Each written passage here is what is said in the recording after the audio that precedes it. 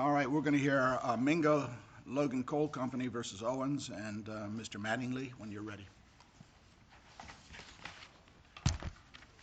May it please the court, I'm William Mattingly here on behalf of the coal mine operator Mingo Logan Coal Company. The two cases you're going to hear today are both black lung cases, as you've already acknowledged. They deal with a 124-word addition to the ACA Section 1556 and how it reapplies certain provisions of the Black Lung Benefits Act. This case deals with the reapplication of 30 U.S.C. 921c4 as it applies to miners' claims. The parties agree on certain things, and it's always easier to get that out. The parties agree Mr. Owens was a longtime coal miner. He almost worked for 30 years. The parties agree that he's totally disabled. Why does that matter? That matters because of the change in the Black Lung Benefits Act. He is entitled to a 15-year presumption of total disability due to pneumoconiosis because he was a longtime coal miner and he has a disabling pulmonary disease. That means Mingo Logan, my client, has to rebut that presumption.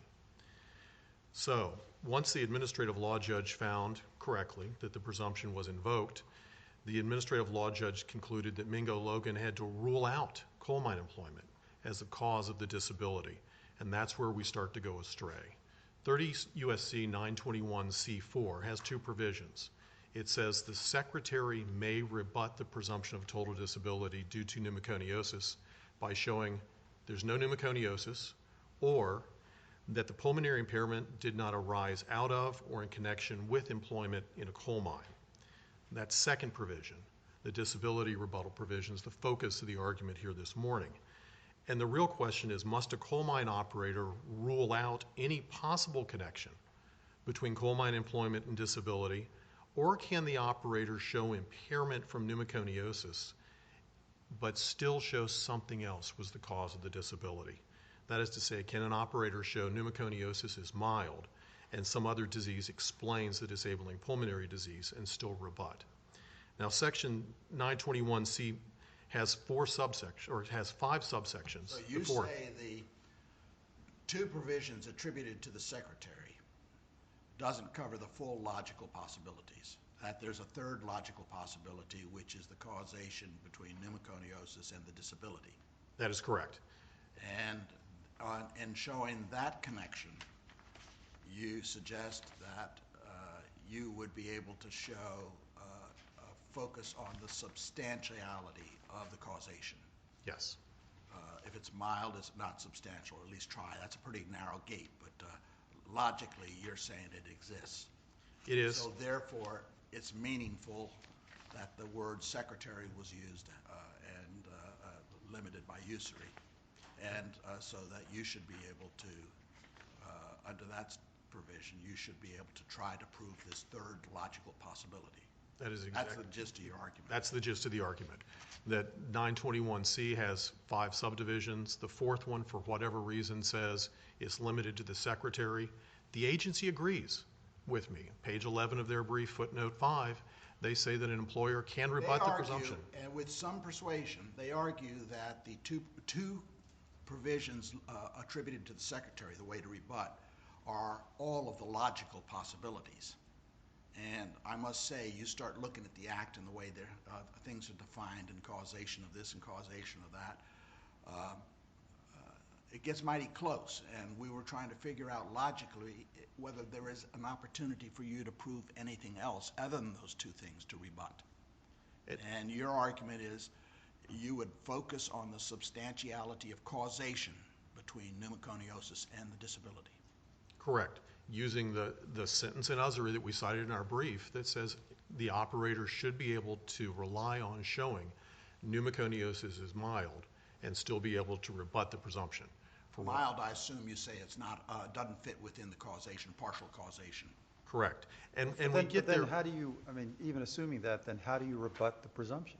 What evidence are you going to present? You didn't, even in this case, make any substantive claim of how you would go about rebutting that presumption. Yes, in this case, I think we did make a substantive claim that we rebutted the presumption, in as much as we relied on the opinions of Drs. Zaldivar and Hippensteel, who explained that this man's impairment was one that was due to an idiopathic pulmonary fibrosis. While they could exclude coal mine dust as causing this disease, that his disease did not fit in the usual parameters of coal workers' pneumoconiosis. It progressed too quickly. It had a mild restrictive airways presentation. It had severe hypoxemia. It had severe diffusion impairment based on their clinical judgment and the radiographic. Wasn't that all rejected on the merits by the ALJ below? That is what the other parties have suggested. However, the ALJ looked through the wrong lenses in looking at the evidence. Because that's going to be an awfully tough standard on appeal for you to convince me of that. Well, the ALJ said you have to rule out any causal connection. And when the ALJ did that, that put up too high of a gate for my client to cross. My client doesn't have to exclude any possibility that coal mine dust might in fact be responsible for that almost seems to be inverting the presumption in favor of the operator. That doesn't make any sense. No, otherwise you're giving the claimant a double presumption. The claimant's already benefiting from a presumption of disability due to pneumoconiosis, having never proven pneumoconiosis. By virtue of the years of employment, by virtue of the disability, it is presumed the claimant's disabled due to pneumoconiosis. Greenwich Collieries explains... I guess the conceptual problem that I understand Judge Diaz to be raising, just sort of getting back on the construct we were talking about, is if we give you the benefit of trying to prove this mild causation, less substantial, Judge Diaz is asking, haven't the facts that are found, even if we give you the benefit of that legal structure, haven't the facts all, even though they may have not jumped through that hoop in that way, you're still precluded because of the findings of fact in this case, unless there's no substantial evidence to support it. I don't think we can give the agency fact finder that benefit of the doubt as to what they would have done with this third standard. Except they found facts that... They found facts that could be supported under... What did they find with respect to the causation of pneumoconiosis? The agency fact finder said that the x-rays established the existence of pneumoconiosis and that the medical opinions, specifically that of Dr. Rasmussen and the treating physicians, were more persuasive than Dr. Zaldivar and Dr. Hippensteel. Causation for them? No, because there were errors in the ALJ's weighing of the evidence. When the ALJ... That goes to the factual argument. In other words, my point is, if we were to conclude that they came out factually subject to deferential review, that their factual findings can't be challenged, then it seems to me you may gain the legal structure, but the facts still may not help you in this case.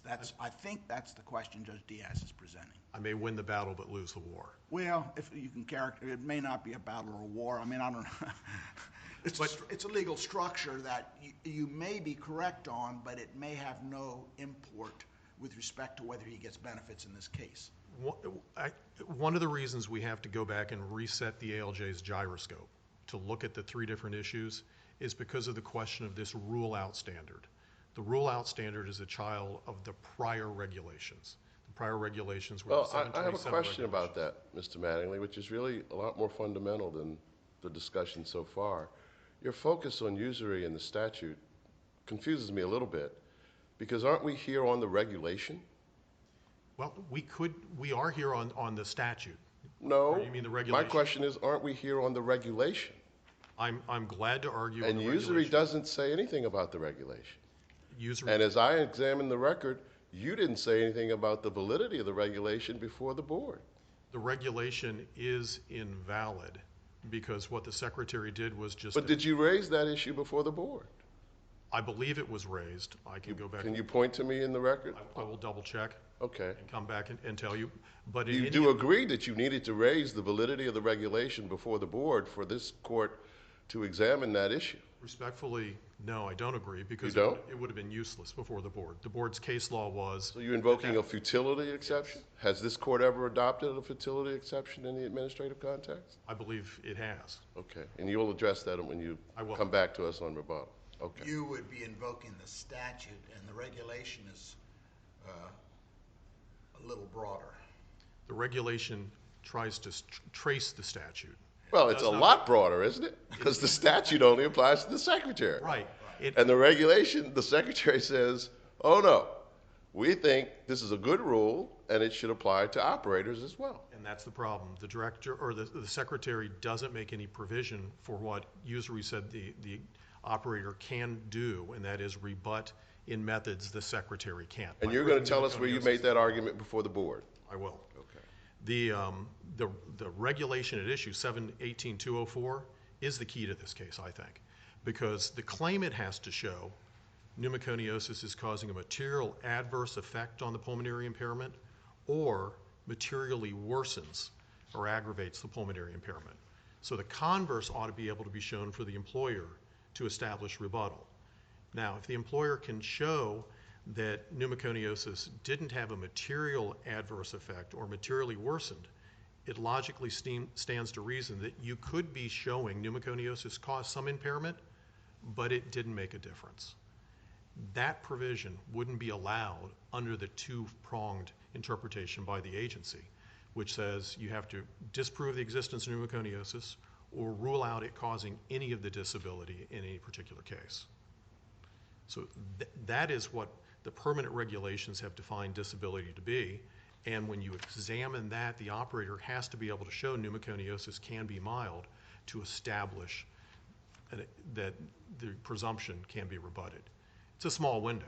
How does a court of appeals handle a situation where a statute, everybody seems to agree, has to be read one way, and the regulation doesn't follow the statute, and there's no big argument on the raised about the regulation now being illegal?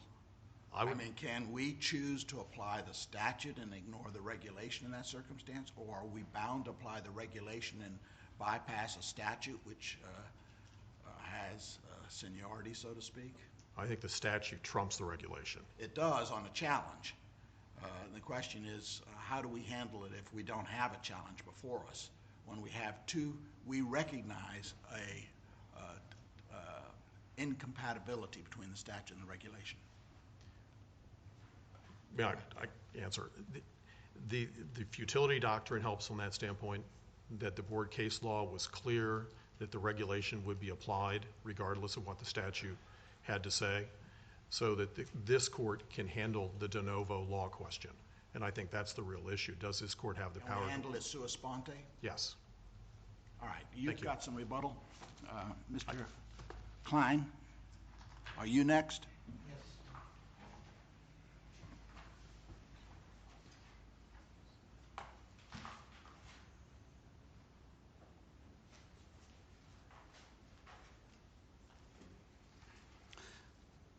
May it please the court, my name is John Klein and I represent Mr. Owens. Regarding the first issue, the rebuttal standard, the claimant agrees with the Secretary's position and defers any questions on that issue to the solicitor. I would like to say a few things about Mr. Owens, though.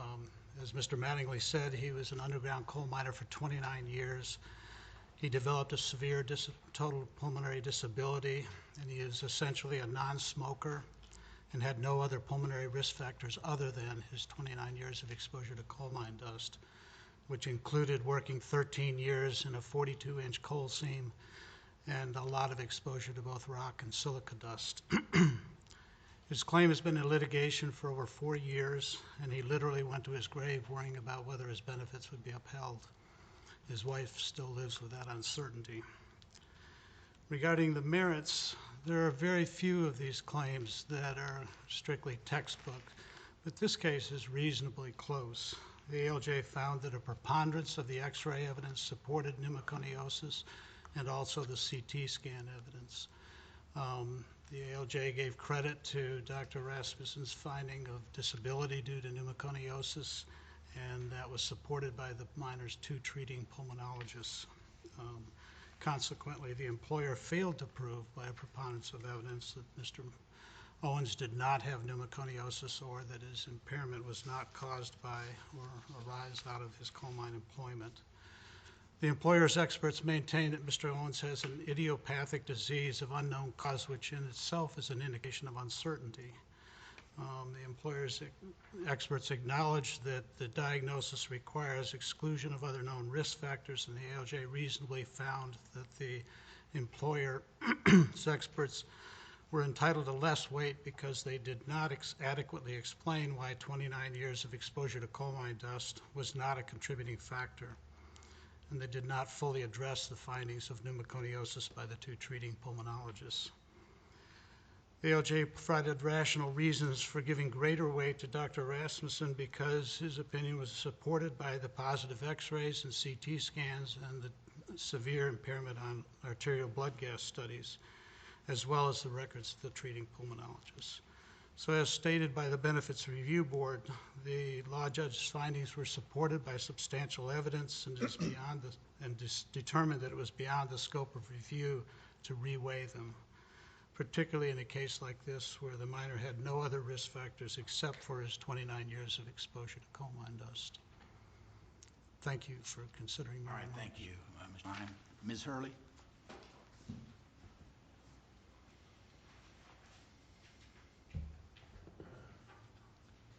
May it please the Court, my name is Sarah Hurley, and I represent the Director, Office of Workers' Compensation, United States Department of Labor. The Black Lung Benefits Act 15-year presumption provides a rebuttable presumption for a coal miner who's worked for 15 years in underground coal mine employment. If he proves that he suffers from a totally disabling respiratory impairment, he's rebuttably presumed to suffer from pneumoconiosis, and also that his totally disabling respiratory impairment is due to his coal mine dust exposure.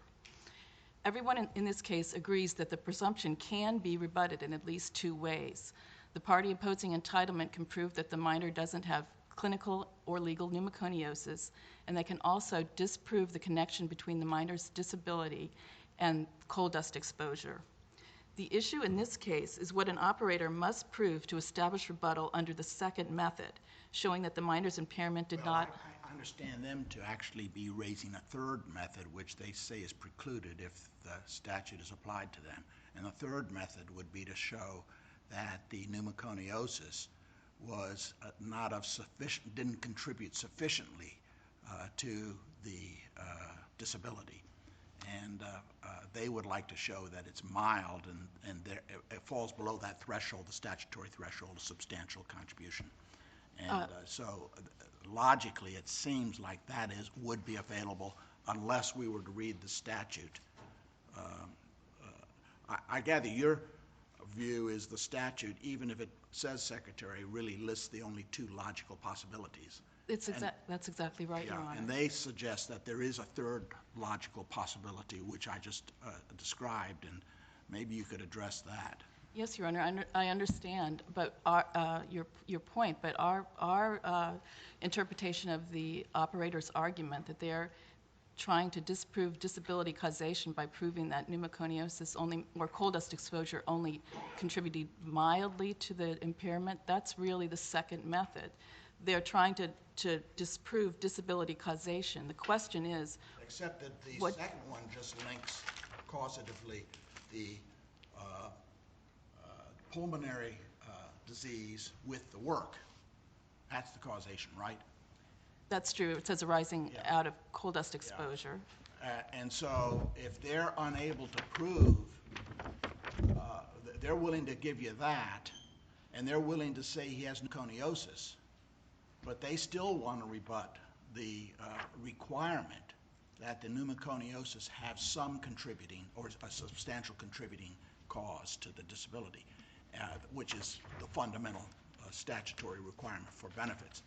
And they want to be able to show that, which is not included in those two. And it seems to me logically that should, unless we construe secretary to include operator, but if we don't, if we take the usury line, then it seems to me that would be another way they could do it, even though I think it's a very tough way. And in this case, there's still the open question of whether the facts allow for that, if the facts are supported. Right. That's true. I agree with exactly what you're saying, but we still believe that by breaking the connection between the impairment and the coal mine dust exposure, that's the same as disproving that the minor's disability didn't arise out of the coal dust exposure, because you would be disapproving the link between pneumoconiosis, which is only caused by the coal dust exposure as defined in the Act. I mean, the disability causation prong takes care of that. If they can disprove the link between the disability and the coal mine dust exposure, that's the disease, that's the second Except that method. isn't the presumption in the second. The second isn't that restricted. The second is between the work and the pulmonary disease, right? There's nothing to do with pneumoconiosis under the second. Well, but because the Act now defines pneumoconiosis as legal pneumoconiosis, which is any Well, impairment. You hit on a very difficult problem, because then you get the clinical and the, but Right. in the end, that's definitionally, but in the end, you go back to, what is it, 725 or something, and the requirements for showing, you have to show that pneumoconiosis itself, however defined, was a substantially contributing cause of the disability.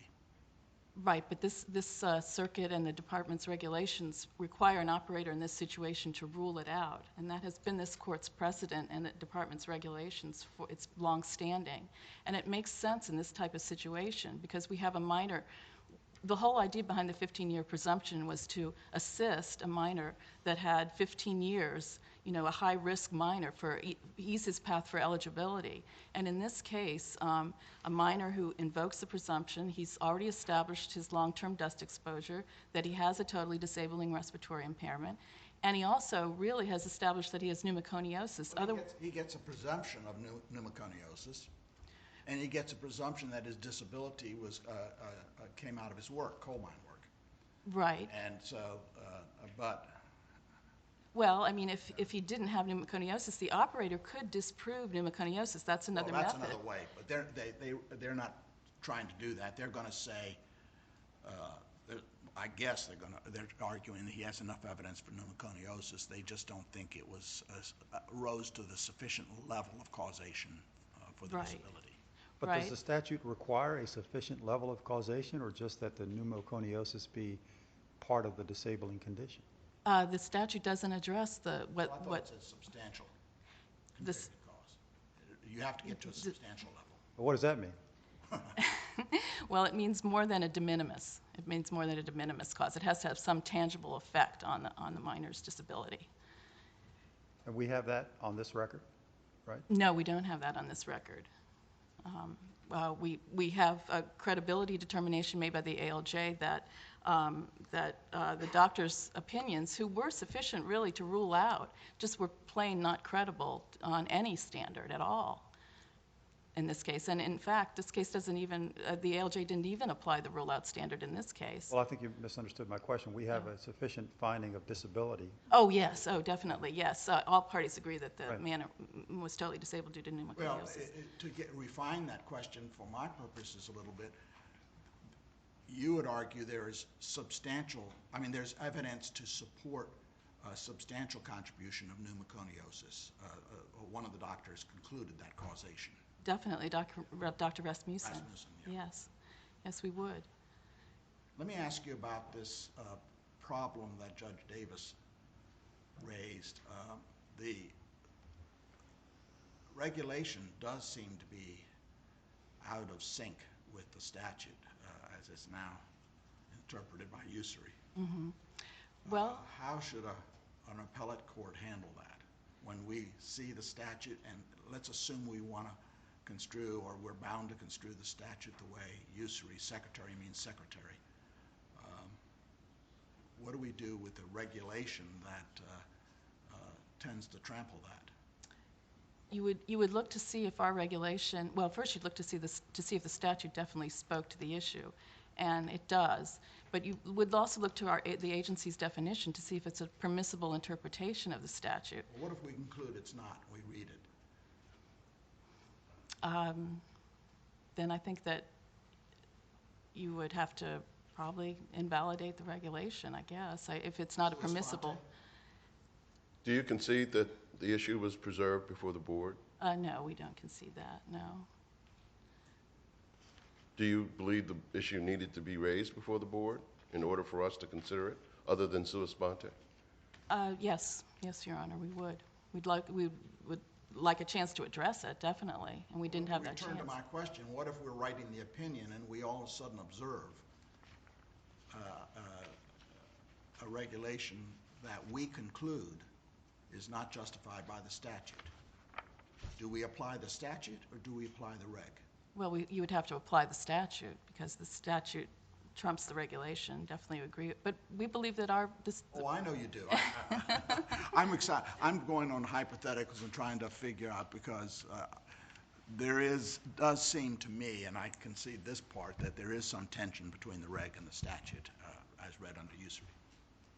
There is some tension, but we believe that really at issue in this case is what an operator has to prove under that second method, and so there really isn't that much of a tension. Is the point beside the point?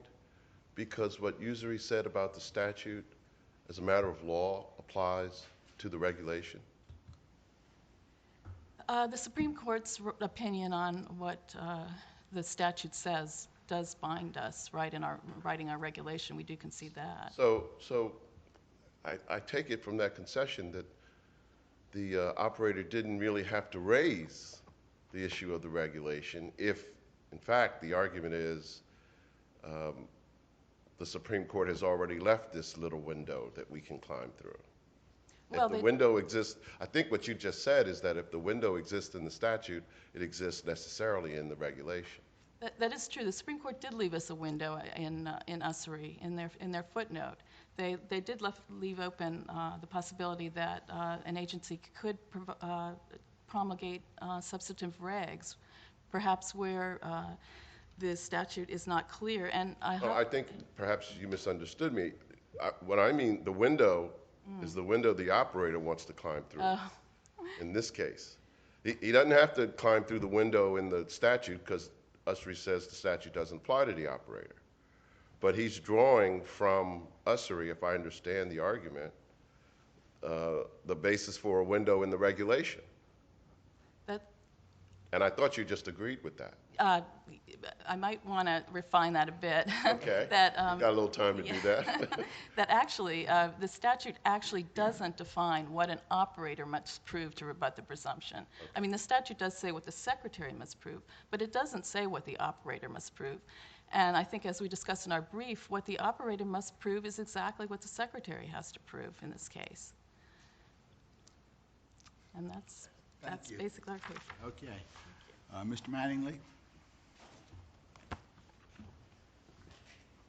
The operator can prove something less than the secretary. That's what the Supreme Court told us in usury. That's what we have to apply. Judge Davis, reply brief, pages 21 and 22, we cited futility cases. Some of them are even black lung cases. From the Sixth Circuit? No, from the Fourth Circuit. So, Kearns versus Consolidation Coal Company.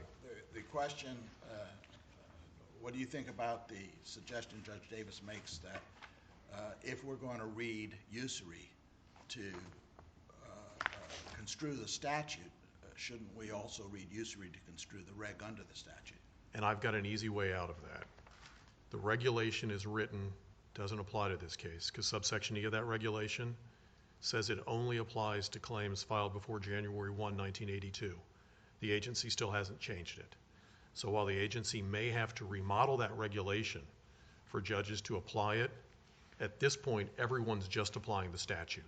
So I don't think we have to be concerned with what 718.305 says at all, because it, by definition, does not apply to this case because it was filed after January 1, 1982. And that's why we focused on the challenge to the statute as opposed to challenging the regulation.